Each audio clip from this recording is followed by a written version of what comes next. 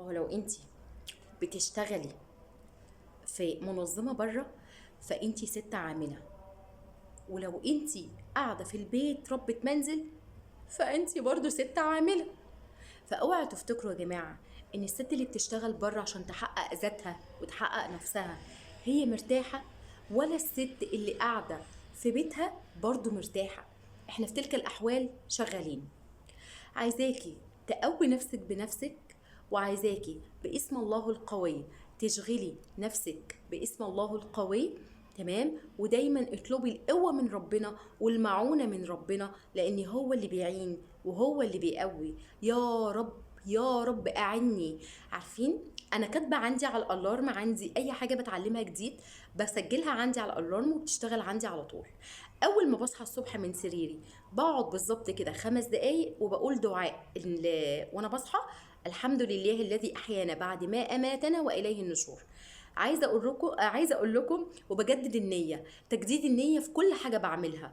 انا بجددت النيه النهارده اني اكون فرفوشه، نكوشه، يعني اقدر اوصل لاولادي معلومه تفيدهم ليهم وللمجتمع، واكون معلمه ان شاء الله باذن الله اوصل للولاد رساله واسيب بصمه كويسه وادي شغلي بما يرضيه، واجي هنا بيتي اروق وانظف وادي وقتي وحياتي وقتي لنفسي.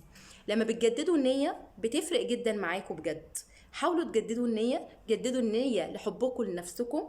بصي الصبح في المرايه كده وحبيها، حبيها.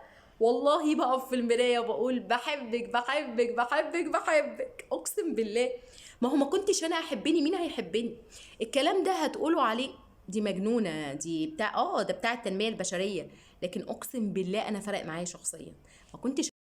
ما هو لو انت بتشتغلي في منظمه بره فانت ست عامله، ولو انت قاعده في البيت ربة منزل فانت برضو ست عامله.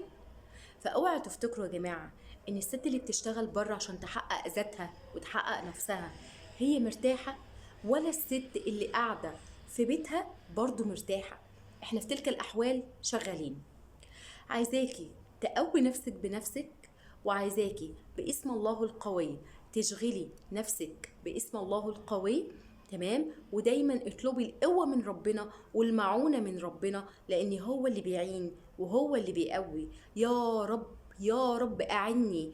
عارفين انا كاتبه عندي على الالارم، عندي اي حاجه بتعلمها جديد بسجلها عندي على الالارم وبتشتغل عندي على طول. اول ما بصحى الصبح من سريري بقعد بالظبط كده 5 دقايق وبقول دعاء وانا بصحى: الحمد